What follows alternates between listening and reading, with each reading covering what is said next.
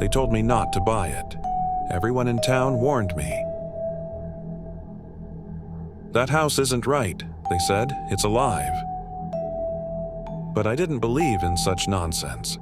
I was looking for a bargain, and the crumbling Victorian mansion on the edge of town was just that. A bargain too good to ignore. From the first night, I noticed something strange. As I lay in bed, I swore I could hear faint wheezing sounds echoing through the halls. At first, I thought it was just the wind sneaking through the cracks in the old wood, but it wasn't. This sound had rhythm. It was slow, deep, like the sound of lungs drawing breath. The next morning, I woke up with scratches down my arms.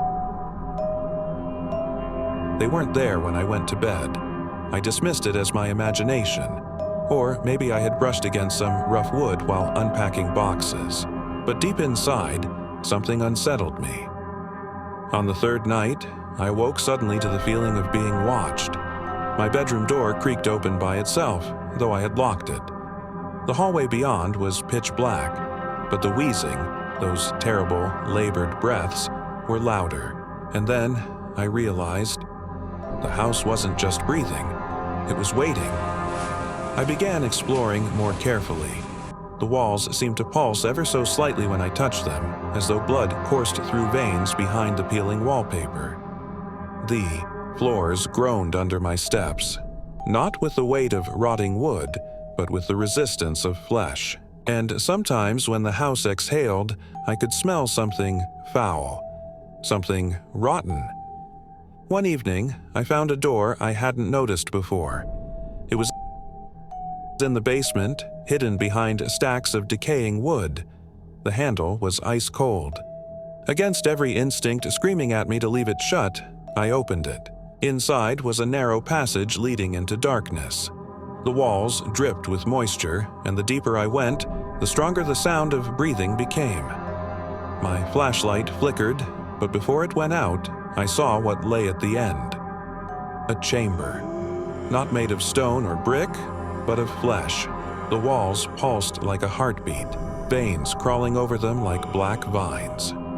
In the center lay something that should never exist.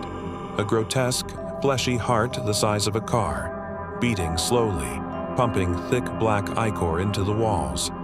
The house wasn't just alive, it was feeding.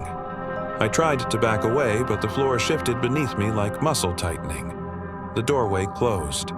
The house groaned, and I could hear whispers in the walls now, voices begging me to stay. I ran, clawing at the walls, trying to find a way out. The house seemed to laugh, every corridor twisting, stretching.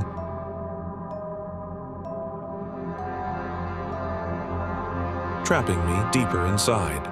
I stumbled into a hallway where every mirror reflected not my image, but people I didn't recognize. Terrified faces, screaming silently, their hands pressed against the glass as if trying to escape. And then I understood.